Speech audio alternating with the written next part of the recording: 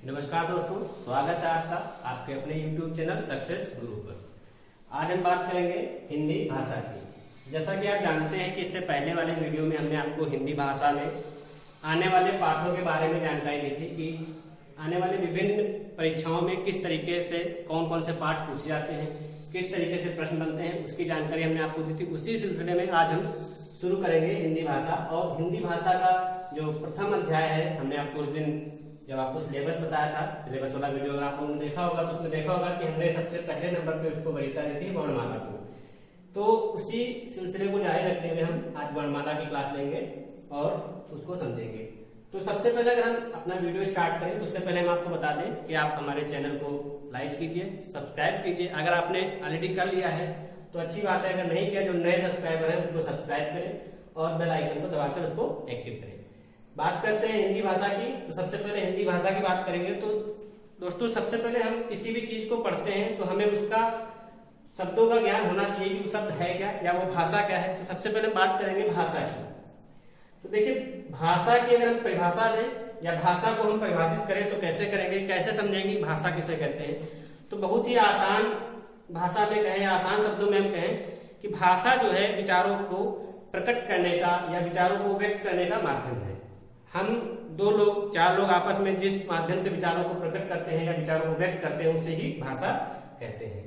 अब बात आती है हिंदी की। तो हिंदी की बात करते हैं अगर हम, तो हिंदी भाषा, तो जब बात करते हैं हम हिंदी की तो हिंदी के बारे में हम जानेंगे कि हिंदी की उत्पत्ति कैसे हुई या हिंदी शब्द कहाँ से आया, हिंदी का इतिहास क्या है। तो इसके बारे में सबसे पहले थोड़ा सा जान लें, क्योंकि जब तक हम हिंदी के बारे में नहीं जानेंगे या भाषा के बारे में जानेंगे तो हम वर्णमाला को कैसे पढ़ेंगे। तो सर्वप्रथम हम बात करते हैं हिंदी की। तो देखिए, हिंदी की उत्पत्ति या हिंदी किस भाषा का शब्द है, हिंदी की उत्पत्ति किस भाषा से, इस संबंध में मतभेद है।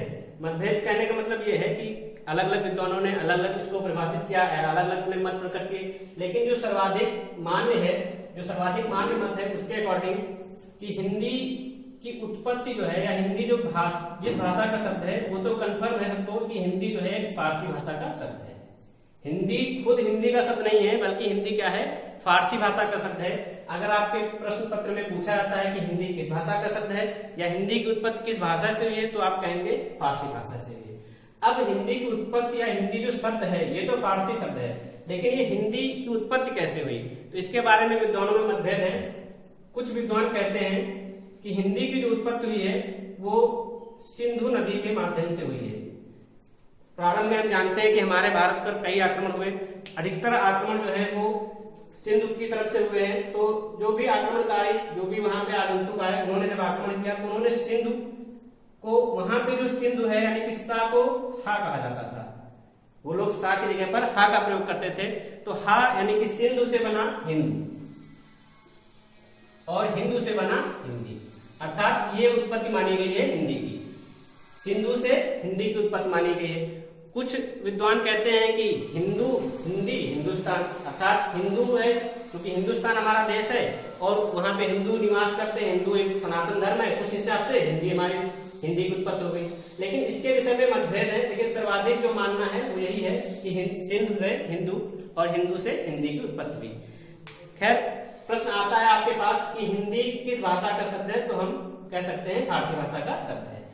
अब आगे बात करें अगर हम, तो हिंदी की उत्पत्ति कैसे हुई। हिंदी का एक विकास क्रम है, एक विकास का लगातार कालांतर चलते चलते क्रम बना है कि हिंदी का विकास कैसे हुआ, उसको भी जरा हम समझ लें।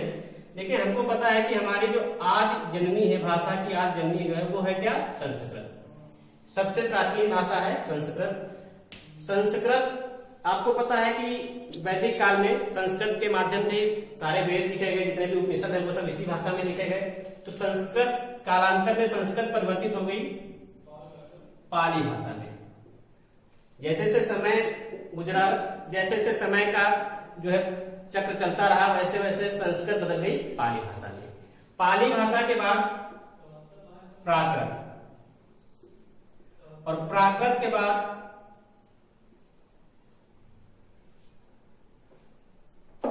प्राकृत भाषा के बाद अपभ्रंश, अपभ्रंश भाषा के बाद अवहट्ट, और हिंदी। यानी कि हिंदी का जो विकास का क्रम है वो इस प्रकार से चलेगा, सबसे पहले संस्कृत, फिर पाली, फिर प्राकृत, फिर अपभ्रंश, फिर अवहट्ट और फिर हिंदी। इसका जो ये आपने विकास क्रम देखा है इसका कुछ समय निर्धारित है, लेकिन वो समय जो है कंफर्म नहीं है कि 100% सही है, लेकिन फिर भी मैं आपको जानकारी होनी चाहिए कि नियर अबाउट क्या हो सकता है। तो आपको पता है कि जो संस्कृत अगर आपने पहले पढ़ रखा है किसी भी किताब के माध्यम से, तो आपने देखा होगा कि ये जो संस्कृत है ये 1500 ईसा पूर्व से 500 ईसा पूर्व तक मानी गई है। यानी कि संस्कृत की जो उत्पत्ति है, संस्कृत का विकास क्रम है, संस्कृत का जो समय है वो माना गया है 1500 ईसा पूर्व से 500 ईसा पूर्व। उसके बाद 500 ईसा पूर्व बाद पाली का काल आया, अर्थात हम पाली को कह सकते हैं 500 ईसा पूर्व से 1 ईस्वी।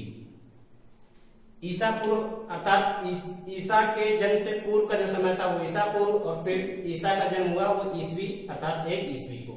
तो पाली के बाद जब प्राकृत आया तो प्राकृत का समय माना गया है 1 ईस्वी से 500 ईस्वी तक। प्राकृत का समय माना गया है 1 ईस्वी से 500 ईस्वी तक। उसके बाद अपभ्रंश की बात आती है, तो अपभ्रंश को माना गया है 500 ईस्वी से 1000 ईस्वी। कई विद्वानों ने इसको 1000 ना कह करके यहाँ पे इसकी जगह पे 900 भी किया है, किसी ने 800 भी कहा है, लेकिन हम इसको कह सकते हैं 800, 900 या 1000 ईस्वी। जब उसके बाद अवहट्ट की बात आती है तो कहा गया है कि ये जो 1000 है इसको 1000 कहें आप या 900 कहें, सर्वाधिक मान्य है वो 900 है, 900 से 1100। अर्थात जो अवहट्ट का समय माना गया है वो 900 से 1100 ईस्वी तक माना गया है। उसके बाद हिंदी का समय शुरू हुआ है, अर्थात हम ये कह सकते हैं 1100 ईस्वी से 1400 ईस्वी तक। अब यहाँ पर कुछ विद्वानों ने हिंदी को भी कई चरणों में या कई कालों में विभाजित कर दिया है, जैसे कि प्रारंभिक हिंदी यानी कि प्राचीन हिंदी, फिर मध्यकालीन हिंदी, फिर आधुनिक हिंदी। अगर कुछ हिसाब से हम देखें तो जो 1100 से 1400 ईस्वी है ये प्राचीन हिंदी का काल माना जाता है। इसके बाद 1400 से यानी कि 1400 ईस्वी से 1850 ईस्वी, 1400 से 1850 ईस्वी का जो समय माना गया है ये माना गया है मध्यकालीन हिंदी का, मध्यकालीन हिंदी।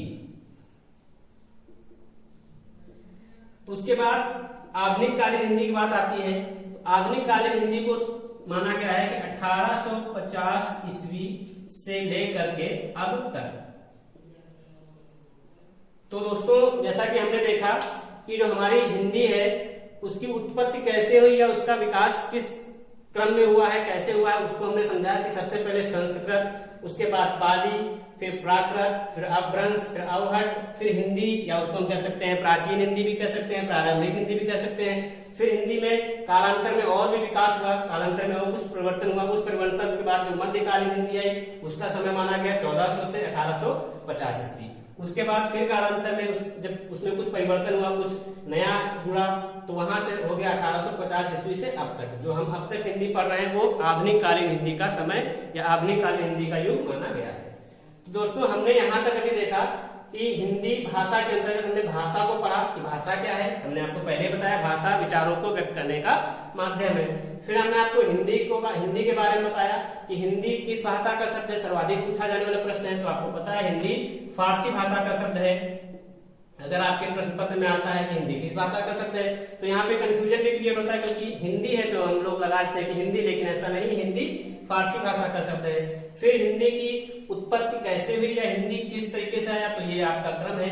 इस क्रम से पूछ लिया जाता है कभी कभी, इस क्रम से प्रश्न बनता है। कैसे बनता है, आपको एक प्रश्न आपके पेपर में सर्वाधिक आता है कि हिंदी की उत्पत्ति किस भाषा से हुई, तो आपको अगर एक प्रश्न आता है कि हिंदी की उत्पत्ति किस भाषा से हुई है तो आपको वहां पे आंसर देना होगा अपभ्रंश, क्योंकि हिंदी की जो उत्पत्ति मानी गई है, जो हिंदी का विकास माना गया है, वो अपभ्रंश भाषा से ही माना गया है। लेकिन यदि प्रश्न आता है कि हिंदी की आदि जननी कौन है, तो आप उत्तर देंगे संस्कृत।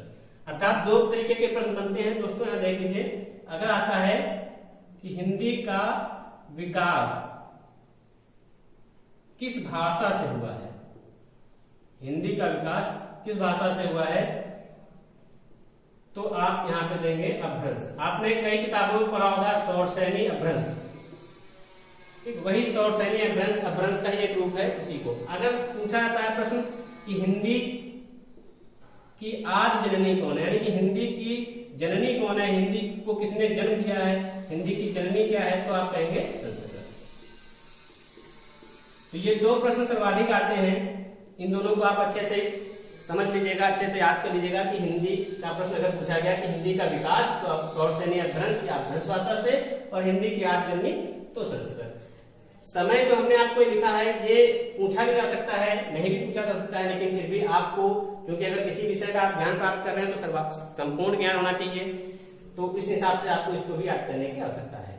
अब अगर आप चाहें तो इस जो भी हमने यहाँ पे आपको लिखा है, जो आपके बोर्ड पे दिखाई दे रहा है, इसको आप अगर स्क्रीनशॉट लेना चाहें तो ले सकते हैं, और नहीं भी लेना चाहते तो कोई दिक्कत नहीं। हमने आपको पहले ही बताया कि आप हमारे वीडियो को शेयर कर लेंगे, सब्सक्राइब कर लेंगे, और उसके साथ अगर आप अपना व्हाट्सएप नंबर हमें कमेंट के माध्यम से देंगे तो हम आपको उस पर लिखित नोट्स या हार्ड कॉपी, सॉफ्ट कॉपी, किसी भी माध्यम से आपको नोट्स प्रोवाइड कराए जाएंगे। ठीक है, तब तक आप इसका स्क्रीनशॉट ले लीजिए।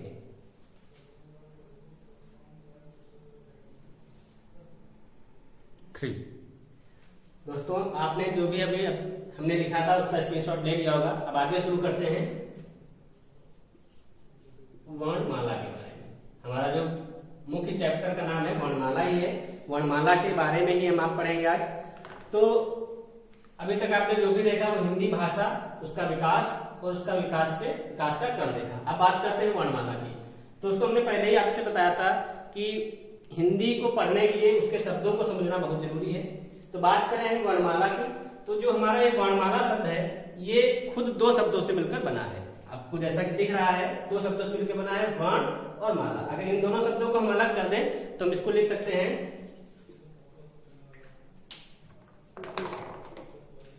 इसको हम लिखेंगे वर्ण प्लस माला।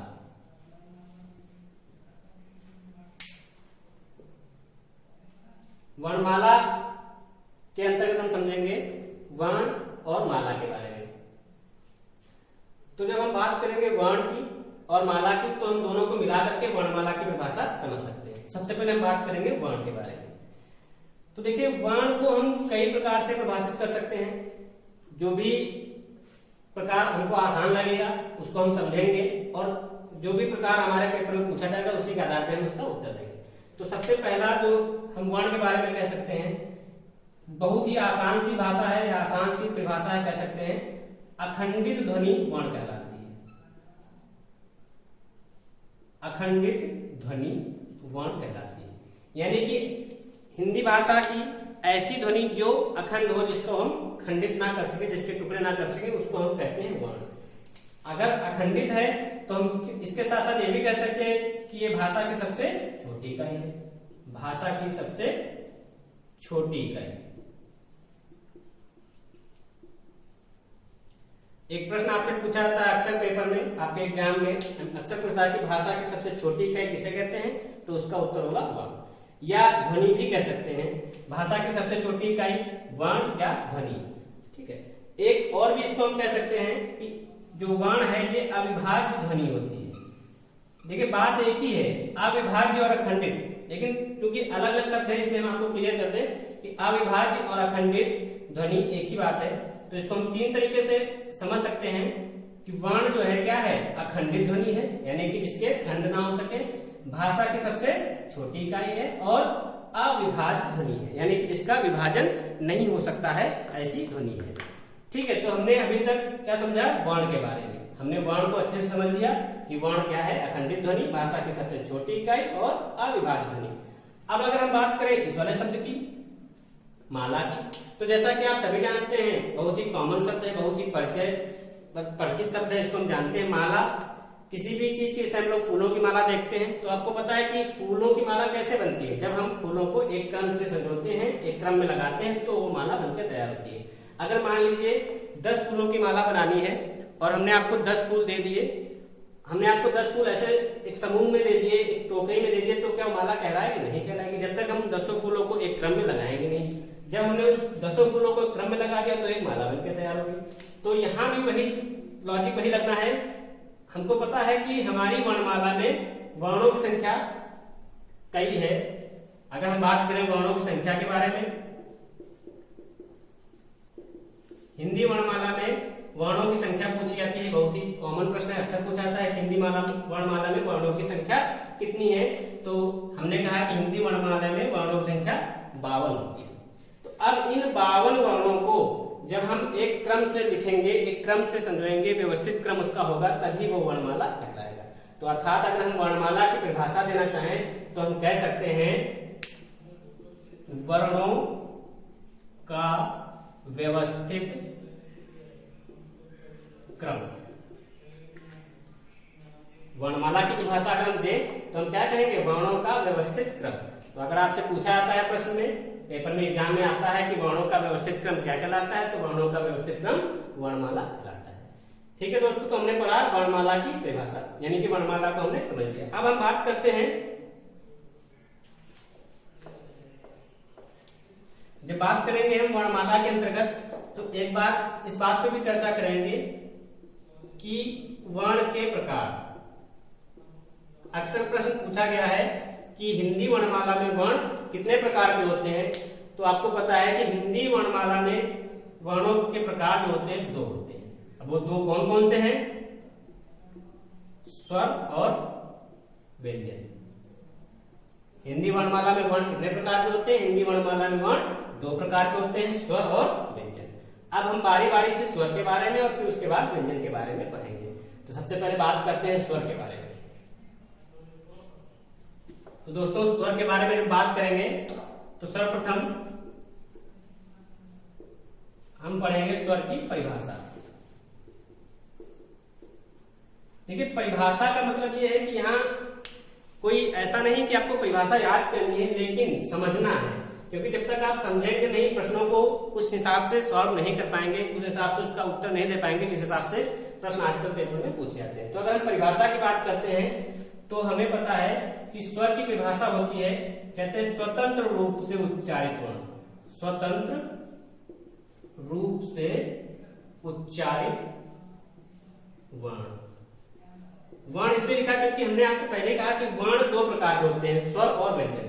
तो जितने भी वर्ण ऐसे हैं जो स्वतंत्र रूप से उच्चारित होते हैं वो स्वर की कैटेगरी में आ जाएंगे। अर्थात स्वतंत्र रूप से बिना किसी की सहायता से उच्चारित होने वाले वर्णों को हम स्वर कहते हैं। ये तो बात हो गई परिभाषा की। अब अगर हम बात करें, अगला प्रश्न जो बनता है हमारा वो बनता है संख्या से। पूछा जाता है कि स्वर की संख्या। तो दोस्तों स्वर की संख्या के बारे में अलग अलग विद्वानों ने अपने अलग अलग मत बताए हैं, अलग अलग संख्या बताई है, लेकिन हम लोग पढ़ेंगे सब और जो जैसा है, जितना इंपॉर्टेंट है उस हिसाब से यहाँ पे समझेंगे। देखिए, संख्या की बात आती है तो कुछ विद्वानों ने संख्या 10 बताई है, कुछ विद्वानों ने 11 बताई है और कुछ विद्वानों ने 13 बताई है। अब 10 अगर बताई है तो क्यों बताई है, 11 बताई है तो क्यों बताई है और 13 बताई है तो क्यों बताई है? कुछ ना कुछ इसके पीछे लॉजिक होगा, कुछ ना कुछ रीजन होगा, बिना कारण के नहीं बताया होगा। तो अगर हम बात करते हैं 10 की, तो देखिए प्रश्न आता है कि यदि परंपरागत रूप से स्वरों की संख्या की बात की जाए, परंपरागत रूप से स्वर, तो यदि प्रश्न आता है कि परंपरागत रूप से स्वरों की संख्या कितनी होती है, स्वर कितने होते हैं, तो हम कहेंगे 10 होते हैं। अब वो 10 कौन कौन से होते हैं जरा उसको भी देख लेते हैं। अ, आ, ई, उ, ए, ऐ, ओ, औ। आप खुद इनको काउंट करें तो देख सकते हैं संख्या में 10 होंगे। 1, 2, 3, 4, 5, 6, 7, 8, 9, 10। अर्थात परंपरागत रूप से स्वरों की संख्या 10 होती है। वो 10 कौन कौन से होते हैं? ये इनको हम ये भी कह सकते हैं, ये परंपरागत रूप से कह सकते हैं, या भी कह सकते हैं कि उच्चारण इनका हम करते हैं नॉर्मली।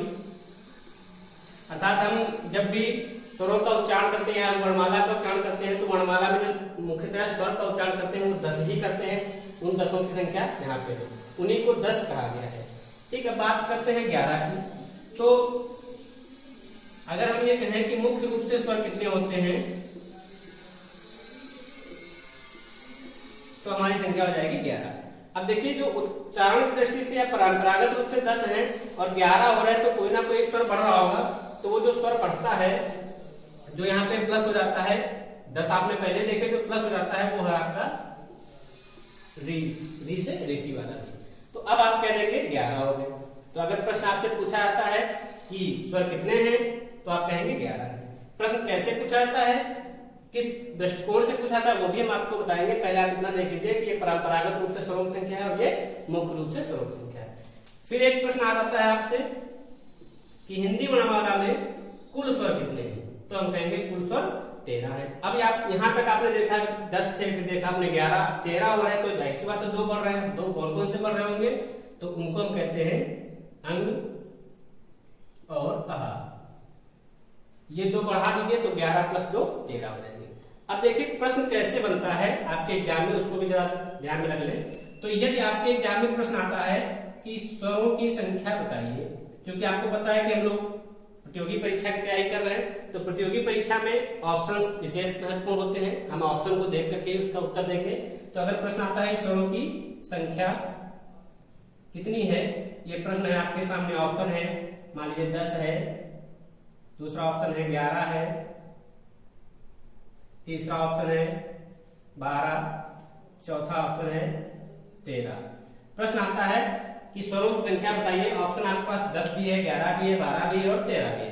अब आपके पास कंफ्यूजन क्रिएट हो रहा है, आपके पास जो है समस्या आ गई कि हम किस उत्तर को दें, क्योंकि हमने 10 भी पढ़ा है, हमने 11 भी पढ़ा, हमने 12 भी पढ़ा, हमने 13 भी पढ़ा। लेकिन हमने कहा कि जब आपसे नॉर्मली या कुछ भी यहाँ पे ऐड नहीं किया गया, कुछ भी जोड़ा नहीं गया है कि किस तरीके से आप बताना है, परंपरागत रूप से बताइए या उच्चारण दृष्टि बताइए या कुल स्वरों की संख्या बताइए, तो उस कंडीशन में आपका उत्तर हमेशा 11 होगा। आप उत्तर देंगे स्वरों की संख्या 11 होती है। ठीक है, अब क्योंकि हम इस बात पे जोर क्यों दे रहे हैं कि 11 ही लिखिए, तो आपको उसका भी कारण है, अभी हम आपको बताते हैं। देखिए ये 2 जो स्वर हैं, अंग और आहा, इनको हम नाम भी देते हैं। इनका नाम अलग है, इसका नाम अलग है। इसका नाम, अंग का नाम क्या है, अनुस्वार। अंग को हम कहते हैं अनुस्वार और आहा को कहते हैं विसर्ग। अंग को अनुस्वार और आहा को विसर्ग। इन दोनों को अलग अलग नाम से जानते हैं, अनुस्वार और विसर्ग के नाम से, और इन दोनों को मिला करके हम इसको कहते हैं, ये दोनों क्या हैं, अयोगवाह। ये दोनों बहुत ही ज्यादा प्रश्न पूछा जाता है आपके पेपर में कि अयोगवाह कौन कौन से हैं, तो हम कहेंगे अयोगवाह अनुस्वार और विसर्ग है। अंग आहा नहीं कहेंगे आप, ये तो नॉर्मली बोलचाल की भाषा में अंग आहा है, लेकिन हम लोग बात करते हैं तो अनुस्वार और विसर्ग कहेंगे। तो क्योंकि अयोगवाह इनको नाम दिया गया है, हमने पहले ही कहा कि आप इसमें जरा जो भी हिंदी का शब्द है उसको जरा समझने की कोशिश करिए कि अयोगवाह, अगर किसी भी हिंदी शब्द के आगे आ वर्ड लग जाए तो उसका अर्थ नकारात्मक हो जाता है।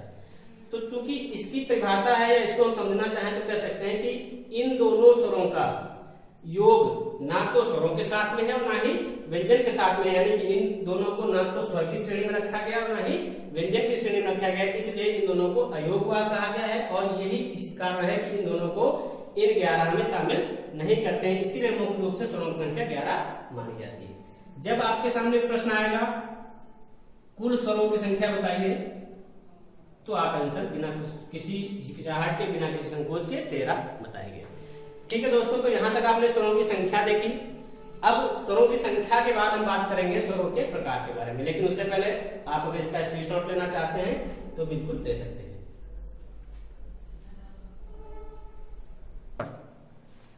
दोस्तों आपने देखा अभी तक हमने स्वरों के बारे में पढ़ा, स्वरों की संख्या। अब हम पढ़ते हैं स्वर के प्रकार। स्वर के प्रकार, तो देखिए जब बात आती है स्वर के प्रकार की, तो यहां भी क्वेश्चन आपका एक कंफ्यूजन क्रिएट होता है कि स्वर के प्रकार। देखिए स्वर के प्रकार कई आधारों पर परिभाषित किए गए हैं अलग अलग विद्वानों के माध्यम से। तो पहला जो आधार है उसको हम कहते हैं उच्चारण काल, या इसी को हम कह सकते हैं मात्रा के आधार पर, मात्रा के आधार पर। जैसा कि नाम से ही लग रहा है उच्चारण काल, उच्चारण मतलब बोलना और काल मतलब समय, अर्थात बोलने में लगने वाले समय के आधार पर, या फिर हम कह सकते हैं कि मात्रा के आधार पर स्वर के प्रकार। तो देखिए इस आधार पर जो प्रकारों की संख्या है वो है 3। यानी कि अगर आपसे पूछा जाता है कि उच्चारण काल या मात्रा के आधार पर स्वरों के कितने प्रकार हैं या स्वर कितने प्रकार के होते हैं, तो आप आंसर देंगे 3 होते हैं। कौन कौन से 3 होते हैं जरा उनको देख लीजिए। तो सबसे पहले है ह्रस्व स्वर, फिर है दीर्घ स्वर और फिर है प्लुत स्वर। तो उच्चारण काल या मात्रा के आधार पर जो स्वर के 3 प्रकार हैं वो इस प्रकार हैं, ह्रस्व स्वर, दीर्घ स्वर और प्लुत स्वर। अब बात करते हैं ह्रस्व स्वर की। तो देखिए नाम से लग रहा है ह्रस्व, हमने पहले आपसे कई बार कहा है, बार बार कह रहे हैं कि आप हिंदी को पढ़ने के लिए पहले हिंदी के शब्दों को समझने की कोशिश करिए। आप यहाँ जैसे में इसका उच्चारण किया ह्रस्व स्वर, ह्रस्व अर्थात ये कुछ इसका उच्चारण होगा ह्रास से। ह्रास मीन्स आपको पता है क्या होता है, कमी, कमी अर्थात कम। यहां से हमारा शब्द निकल गया है कम। तो हम कह सकते हैं कि क्योंकि हम पढ़ रहे हैं उच्चारण काल यानी उच्चारण में लगने वाले समय के आधार पर, तो जिन स्वरों के उच्चारण में कम समय लगता हो, जिन स्वरों के उच्चारण में कम समय लगता हो उन्हें हम कहते हैं ह्रस्व स्वर। अब दूसरी बात करें दीर्घ, तो नाम से लगा दीर्घ अर्थात बड़ा अर्थात ज्यादा, यानी कि जिन स्वरों के उच्चारण में, ठीक है, तो हमने बात की दीर्घ की, तो दीर्घ मीन्स ज्यादा यानी कि अधिक, यानी कि जिन वर्णों को यानी कि जिन स्वरों के उच्चारण में अधिक समय लगता हो उन्हें हम कहते हैं दीर्घ स्वर। प्लुत नाम से लग रहा है कम अधिक, प्लुत मीन्स ज्यादा यानी कि सबसे अधिक, जिन स्वरों के उच्चारण में सबसे अधिक समय लगता है उन्हें हम प्लुत की श्रेणी में रखेंगे। दोस्तों ये तो हमने आपको जो बताया कम अधिक सबसे अधिक, ये आपको केवल और केवल आपके समझने के लिए बताया है कि इस आधार से आप समझ सकते हैं। लेकिन जो हमारी व्याकरणिक दृष्टि है, जो व्याकरणिक दृष्टि देखते हैं, तो इसको हम मात्राओं के आधार पर कहते हैं, यानी कि क्योंकि हमने कहा ना कि उच्चारण काल या फिर मात्रा के आधार पर 3 प्रकार के होते हैं। तो अगर हम मात्रा के अकॉर्डिंग इनको हम अलग अलग कैटेगराइज करेंगे, तो ह्रस्व स्वर अर्थात एक मात्रिक स्वर, जिन स्वरों के उच्चारण में कम समय लगता है अर्थात एक मात्रिक स्वर होते हैं। और ये एक मात्रा, 2 मात्रा, ये हम इसका उपयोग तब होगा जब हम लोग इसी हिंदी के माध्यम में छंद चैप्टर पढ़ेंगे, वहां पे इसका उपयोग आपको समझ में आएगा। एक मात्रिक जो भी स्वर ऐसे हैं जिन स्वरों के उच्चारण में कम समय लगता है अर्थात वो एक मात्रिक होते हैं, उन्हें कहते हैं ह्रस्व स्वर। दीर्घ स्वर अर्थात 2 मात्रिक या द्विमात्रिक, और प्लुत स्वर अर्थात 2 से अधिक मात्राएं। जिन स्वरों में 2 से अधिक मात्राएं होती हैं, 2 से अधिक आप 3 भी कह सकते हैं या एंड सो ऑन आगे भी कह सकते हैं। ठीक है, तो अब बात करते हैं एक मात्रिक स्वर कौन से होते हैं, द्विमात्रिक स्वर कौन होते हैं और 3 मात्रिक स्वर कौन से होते हैं। तो एक मात्रिक स्वर के अंतर्गत अगर आप स्वरों का उच्चारण करें, चूंकि उच्चारण काल के आधार पर हमने आपको पहले बताया है बोलने में लगने वाले समय का, तो अगर हम स्वरों का उच्चारण करें तो हम खुद इस चीज को क्लियर कर सकते हैं। जैसे हमने कहा अ, तो अ कम समय लगा अपेक्षा कर आ के। अगर हम आ बोलते हैं तो ज्यादा समय लगता है, आ बोलते हैं तो कम समय लगता है। ये कहें कि आ बोलने में बहुत कम समय लगा, क्योंकि मात्रा है क्या, मात्रा की परिभाषा भी तो यही है कि जिस भी स्वर को बोलने में जितना समय लगता है उसी के आधार पर मात्राओं का वर्गीकरण करते हैं। सब कम समय लगता है तो एक मात्रा, ज्यादा समय लगता है 2 मात्रा, और ज्यादा लगता है तो 3 मात्रा। तो आ जब हमने कहा आ ज्यादा समय लग रहा है यानी कि द्विमात्रिक। ई बहुत कम समय, इसमें आ गया, ई इसमें हो गया। फिर आ ई उ कम समय, उ ज्यादा समय, फिर इसमें आता है री। बाकी जो भी इसे आपका बचता है ए ओ औ, तो ये आपको हो गए द्विमात्रिक अर्थात दीर्घ स्वर, तो ये हो गए एक मात्रिक अर्थात ह्रस्व स्वर। अब बात आती है प्लुत स्वर की, तो कौन से स्वर ऐसे हैं जिनके उच्चारण में ज्यादा समय लगता है, सर्वाधिक समय लगता है, या वो 3 मात्रिक या 3 से अधिक मात्रा वाले होते हैं। तो दोस्तों ये जो प्लुत स्वर है इसका प्रयोग कहाँ पर होता है? प्रश्न आपके पेपर में कई बार आया है कि प्लुत स्वरों का प्रयोग कहाँ पर होता है। तो हम कह सकते हैं, आप इसको लिख सकते हैं कि प्लुत स्वर पुकारने में, किसी को बुलाने में या किसी को पुकारने में, या नाटक आप देखते हैं तो नाटकों के जो संवाद होते हैं उन संवादों में प्लुत स्वर का प्रयोग सर्वाधिक होता है। जैसे आप अगर मान लीजिए कोई नाटक है, उस नाटक में राम को बुलाया जा रहा है, लेकिन राम को पुकारा जा रहा है, तो वहां पे राम को पुकारने में कहते हैं राम। तो आप ये जो देख रहे हैं, ये जो स्वर निकल रहा है इसी को कहते हैं प्लुत स्वर। यानी कि प्लुत स्वर का प्रतीक जो होता है, ये अगर हम प्रतीक की एक तरीके से बात कर सकते हैं, चिन्ह क्या होता है तो हम कह सकते हैं प्लुत स्वर का ये प्रतीक होता है। ठीक है। या फिर हम आपने एक शब्द बहुत ही आपके लिए कॉमन है, बहुत ही परिचित शब्द है, आप ओम का उच्चारण करते हैं तो आप देखे भी होंगे ओम इसमें लिखा होता है ओम। यानी कि ओ और मां के बाद, ओ और मां के बीच में काफी समय तक हमारे मुंह से ध्वनि निकलती है, और ध्वनि निकलती है अर्थात स्वरों का उच्चारण हो रहा है, वही हमारा क्या है? प्लुत स्वर है। तो दोस्तों आपने देखा कि ये स्वर के प्रकार है, किसके आधार पर? उच्चारण काल अर्थात मात्रा के आधार पर। 3 प्रकार के होते हैं। यदि आपके प्रश्न में पूछा जाता है कि स्वर के प्रकार बताइए, तो आप 3 ही बताएंगे। यही आंसर आपका सबसे सटीक आंसर है, सबसे सही आंसर है कि अगर पूछा जाता है स्वर के कितने प्रकार होते हैं तो आप कहेंगे 3 होते हैं। और अगर पूछा जाए कि उच्चारण काल या मात्रा के आधार पर बताइए तब तो 3 होते ही होते हैं। नेक्स्ट हम आगे पढ़ेंगे। ये हमारा पहला आधार है, जिसके आधार पर हमने पढ़े। अब नेक्स्ट आधार पढ़ेंगे, दूसरा आधार।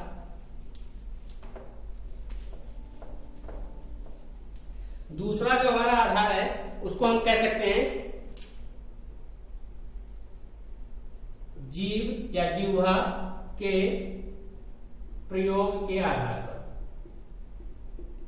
जीव के प्रयोग के आधार पर, नाम सही लग रहा है, जीव के प्रयोग। यानी कि जीव का प्रयोग कैसे होता है, कितना होता है, उस आधार पर हम स्वरों के प्रकार की बात करें, या स्वर कितने प्रकार के होते हैं वो बताएं, तो हम कह सकते हैं यहां भी 3 प्रकार के होते हैं। अग्र स्वर, मध्य स्वर और पश्च स्वर। दोस्तों आपके एग्जाम में आपसे ये तो प्रश्न बहुत ही कम पूछा जाएगा कि जीव के प्रयोग के आधार पर स्वरों के प्रकार बताइए, लेकिन ये जरूर पूछा जाता है, कई बार आपके प्रश्न में पूछा गया है कि निम्नलिखित में से अग्र स्वर कौन कौन से हैं, या निम्नलिखित में से पश्च स्वर क्या है, या निम्नलिखित में से मध्य स्वर क्या है। इस तरीके से इसके जो प्रकार है इससे प्रश्न बनता है। तो आपको इसके जो प्रकार के अंतर्गत जो जो स्वर आने वाले हैं उनको विशेष ध्यान से पढ़ना है, उन पर विशेष फोकस करना है। तो बात करते हैं अगर अग्र स्वर की, जैसा कि नाम से लग रहा है अग्र अर्थात आगे, यानी कि जिन स्वरों के उच्चारण में जीभ का अगला भाग प्रयोग होता है उन स्वरों को कहेंगे हम अग्र स्वर। तो आप उच्चारण करके देखिए, जैसे हमने कहा अ, तो अगर आप अ का उच्चारण करते हैं तो आप देखेंगे कि आपकी जो जिह्वा है उसका मध्य भाग जो है थोड़ा सा सर्कुलेट होता है, कंपन करता है। तो इसका मतलब है कि जो अ है वो आपके मध्य भाग से ऊंचाई, जीभ के मध्य भाग से ऊंचाई होता है। तो इसको हमने लिख दिया मध्य में। हमने कहा आ, तो अगर आप थोड़ा सा ध्यान से अपने माइंड को कंसंट्रेट करके देखेंगे तो आ जो है हमारे जीभ के पिछले भाग से ऊंचाई थोड़ा, तो इसको कहेंगे पश्च स्वर। ठीक। अ ई, जब आप ई कहते हैं तो आपका अगला जीभ का अगला हिस्सा थोड़ा सा सर्कुलेट होता है, तो उसको कहेंगे अग्र स्वर के अंतर्गत। तो आ ई, ये भी आ जाएगा इसमें। ठीक है। ए वो भी आ जाएगा इसी में। अब आगे की बात करें तो ये हो गया अ ई ए। आगे आता है उ, वो इसमें आ जाएगा, इसमें वो भी आ जाएगा। अब जो बचा है जो भी है वो सब इसी में आ जाएगा। तो देखिए दोस्तों, इसको याद करने का भी तरीका आप निकाल सकते हैं अपने हिसाब से बना सकते हैं। बाकी हम जो आपको बता रहे हैं वो उच्चारण करके आप देख सकते हैं, लेकिन वो आपको तभी समझ में आएगा जब आप अपने आप को कॉन्सेंट्रेट करेंगे, अपने आप को केंद्रित करेंगे, तभी आप उसको ज्यादा क्लियर कर सकते हैं। लेकिन अगर आप चाहें याद करना तो हर चीज की आप मैथमेटिक्स पढ़ते हैं ट्रिक बना लेते हैं, आप जीएस पढ़ते हैं ट्रिक्स बना लेते हैं, तो आप इसमें भी एक ट्रिक बना सकते हैं या याद करने का कोई ना कोई तरीका अपना सकते हैं। कि जैसे हमने कहा कि अग्र स्वर, मध्य स्वर, पश्च स्वर, तो आपको पता है कि मध्य स्वर में जो है वो केवल अ आता है और अर्ध स्वर याद कर लीजिए, बाकी जो बचे हुए हैं वो सब आपके पद स्वर में आ जाएंगे। तो आप इसको ऐसे भी याद कर सकते हैं, सबका तरीका अपना अलग अलग हो सकता है, बस हमारा जो मेन उद्देश्य होना चाहिए कि हमें याद होना चाहिए, यानी कि अर्थात हमारे पेपर में अगर पूछा जाए तो हम इसको कर सकें। ठीक है दोस्तों, आगे बात करते हैं, ये हमारा दूसरा आधार था। नेक्स्ट बात करेंगे हम, तो अगले आधार की अगर बात करते हैं तो कहते हैं तीसरा जो आधार है हम कह सकते हैं ओठों की स्थिति के आधार पर।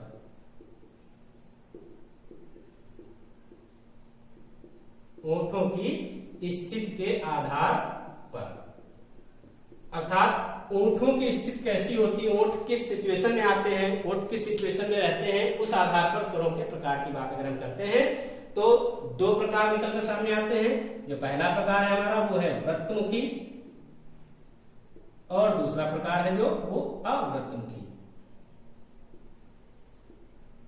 जैसा कि दोस्तों नाम से ही लग रहा है वृत्त, अर्थात आपको पता है कि वृत्त जैसे हम लेते हैं तो हमारे माइंड में एक परिसर जो एक संकल्पना बन जाती है, वृत्त मतलब गोल, अर्थात जिन स्वरों के उच्चारण में होठों की स्थिति गोलाकार हो जाए या वृत्ताकार हो जाए उससे हम कहते हैं वृत्तमुखी। उन स्वरों को कहेंगे वृत्तमुखी, और जिन स्वरों के उच्चारण में होठों की स्थिति वृत्ताकार ना हो, आ मतलब नहीं, वृत्त मतलब गोल, अवृत्ताकार ना हो, सॉरी वृत्ताकार ना हो, उसे कहेंगे अवृत्तमुखी। तो फिर हम जरा उच्चारण करके देखें, हमने कहा आ, तो जो होठों की स्थिति जब आ का उच्चारण किया तो होठों की स्थिति गोल ना हो बल्कि जो है गोलाकार या अंडाकार शेप में आ जाती है, जो आपको पता है कि अंडा गोल नहीं होता है, उस शेप में आती है, तो वहां पे हम कहेंगे वो आ क्या आ जाएगा, इसमें आ जाएगा। सॉरी, आगे बात करते हैं आ, कभी देखें कि हमारा मुंह गोल नहीं हो रहा है बल्कि उसी शेप में बढ़ रहा है, तो आ भी इसमें आ जाएगा। आ ई वो भी नहीं हो रहा है, ई उ, जैसे हमने कहा उ, वैसे हमने देखा कि हमारे जो होठों की स्थिति वो क्या एकदम गोल, उ, दोनों होठ जो ऊपर वाला हिस्सा है जो नीचे वाला हिस्सा दोनों मिलाकर के गोल स्थिति यानी कि वृत्त की स्थिति बना लेते हैं, तो उसको कहते हैं वृत्तमुखी, यानी कि अर्थात उ उ, तो अ ई उ ए, फिर हमारी स्थिति होठों की स्थिति गोल नहीं है, ए, फिर बात करते हैं ओ औ। तो दोस्तों यहां तक आपने देखा कि जो वृत्तमुखी है उनको उच्चारण, जो ऐसे स्वर जिनके उच्चारण में होठों की स्थिति गोलाकार अर्थात वृत्ताकार रहती है उन्हें कहते हैं वृत्तमुखी, और जिनके उच्चारण में वृत्ताकार नहीं होती स्थिति उसे कहते हैं अवृत्तमुखी। मेरे हिसाब से इतना आपको समझ में आ गया होगा। अब आगे बात करते हैं, अगला प्रकार जो है हमारा, अगला जो प्रकार है उसको हम कहते हैं, चौथा प्रकार आएगा, उसको लिखेंगे मुख द्वार के खुलने के आधार पर। मुख द्वार के खुलने के आधार पर, अगर हम मुख द्वार के खुलने के आधार पर बात करें तो स्वरों के चार प्रकार के निकल कर सामने आते हैं, चार प्रकार होते हैं। पहला इसको कहेंगे विव्रत। आपने अगर ध्यान दिया हो कभी किसी एग्जाम में पूछा गया है कि विव्रत स्वर कौन से होते हैं, या निम्नलिखित में से विव्रत स्वर कौन कौन से हैं, या संवृत स्वर कौन कौन से हैं, तो दो कॉमन से नाम है, विव्रत और दूसरा हमारा क्या है, संवृत। थर्ड है हमारा अर्धविव्रत, अर्धविव्रत, और फोर्थ है हमारा अर्धसंवृत।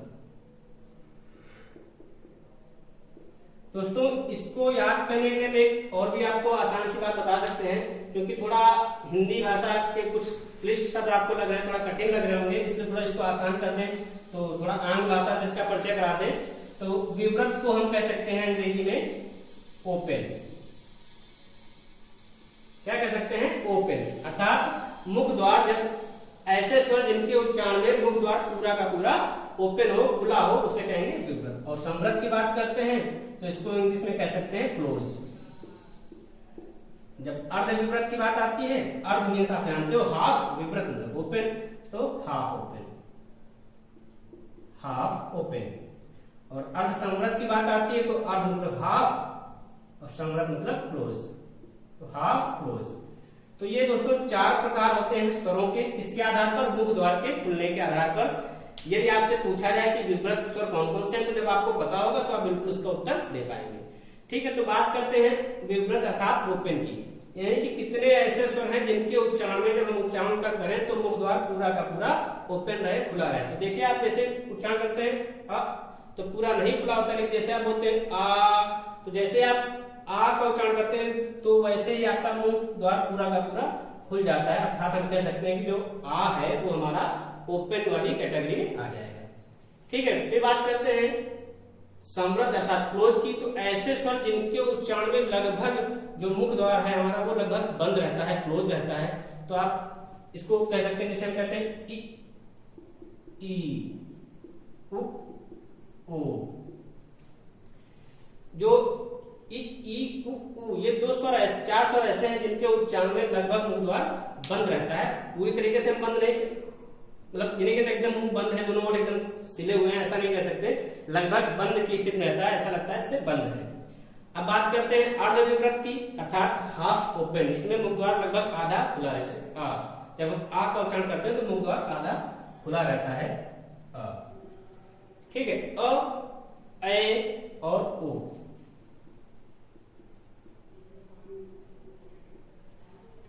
अब आपके सामने बचते कौन कौन से हैं? आपको पता है कि उच्चारण की दृष्टि से हमने 10 लगभग पढ़े हैं, तो कितने हो गए हमारे? 3 4 3 7 1 8। दो बचते हैं, जो दो हैं वो आपके आ जाएंगे हाफ क्लोज में, यानी कि ए और कौन सा बच रहा है दोस्तों? ओ। नहीं सॉरी, यहां पे आपका अ हो जाएगा और यहां पे ओ होगा, क्योंकि जब हम अ का उच्चारण करते हैं तो मुख द्वार आधा खुला, ओ करते हैं तो आधा बंद रहता है। ठीक है, तो दोस्तों यहां आपने देखा कि ये मुख द्वार के खुलने के आधार पर स्वरों के प्रकार थे। इसको याद कर लीजिएगा। आपको अगर इस तरीके से समझ नहीं आता तो इसको बिल्कुल याद कर लीजिएगा, आपके लिए बहुत उपयोगी रहेगा। पेपर में पूछा जाता है, अगर पेपर थोड़ा सा लीक से हटकर बनाया जाता है तो इस तरीके के प्रश्न बिल्कुल पूछे जाते हैं, इसलिए उस दृष्टिकोण से आप इसको याद रखिएगा। तो यहाँ तक हम लोगों ने अभी तक पढ़ा स्वरों के प्रकार। अब इसके आगे स्वर के प्रकार नहीं पूछे जाते हैं या नहीं है कोई स्वर, लेकिन फिर भी एक प्रकार और आपने कभी सुना होगा, उसको हम थोड़ा आपको शॉर्ट में बता देते हैं। 5वां प्रकार एक होता है अनुनासिक और एक होता है निरुनासिक। जैसा कि नाम से ही लग रहा है दोनों में अनुनासिक, आपको पता है अनु मीन्स कह सकते हैं अनुसरण करते हुए या अनुसरण करना, और नासिक मतलब नासिका, यानी कि ऐसे स्वर जिनका उच्चारण करने में नासिका का अनुसरण होता है, यानी कि नासिका यानी कि नाक की आवश्यकता होती है, नाक के द्वारा ही उसका उच्चारण संभव हो, उनको कहते हैं अनुनासिक स्वर। और आपको पता है अनुनासिक स्वर कौन कौन से हैं? एक तो अनुस्वार, जिसको अंग कहते हैं। एक अनुस्वार के साथ आपका एक और भी आपने पढ़ा होगा जिसको हम चंद्र बिंदु कहते हैं, वो भी इसी में आता है। तो ये मोस्टली दो होते हैं आपके अनुनासिक में। बाकी आपके जो सारे स्वर हैं आपको पता है कि उनके उच्चारण में हमको नासिका की आवश्यकता नहीं पड़ती है, नासिका की आवश्यकता के बिना या उसकी सहायता के बिना ही उसका उच्चारण कर सकते हैं। तो दोस्तों आपने अभी तक देखा कि हमने वर्णमाला चैप्टर के अंतर्गत वर्ण की परिभाषा पढ़ी, वर्ण किसको कहते हैं ये देखा माला के हिसाब से, फिर दोनों को कंबाइन करके वर्णमाला की परिभाषा देखी। वर्णमाला की परिभाषा के बाद हमने आपको बताया कि वर्णों के प्रकार कितने होते हैं, तो आपने कहा 2 प्रकार हमने पढ़ा, कौन कौन से होते हैं? स्वर और व्यंजन। उसके बाद हमने स्वर पढ़ा, क्या होता है स्वर, स्वर की संख्या कितनी होती है, स्वर के प्रकार कौन कौन से, सारे प्रकार आपने पढ़े एक सीक्वेंस से। अब अगला जो हमारा टॉपिक रहेगा वो रहेगा व्यंजन, हम चर्चा करेंगे व्यंजन पर। वो चर्चा आपको अगले वीडियो में की जाएगी, हम लोग साथ में अगले वीडियो में चर्चा करेंगे, अगले वीडियो में पढ़ेंगे। यहाँ तक के लिए आपने पढ़ा जो भी, अगर आपको ये वीडियो अच्छा लगा हो, जानकारी आपके लिए उपयोगी हो, आपको लगा कि नहीं जानकारी अच्छी है, तो बिल्कुल आप बिना किसी भेदभाव के इस चैनल को लाइक कीजिए, सब्सक्राइब कीजिए और शेयर कीजिए। और वीडियो अच्छा लगा हो तो बिल्कुल लाइक कीजिए और कमेंट बॉक्स में अपना रिस्पॉन्स दीजिए। आज के लिए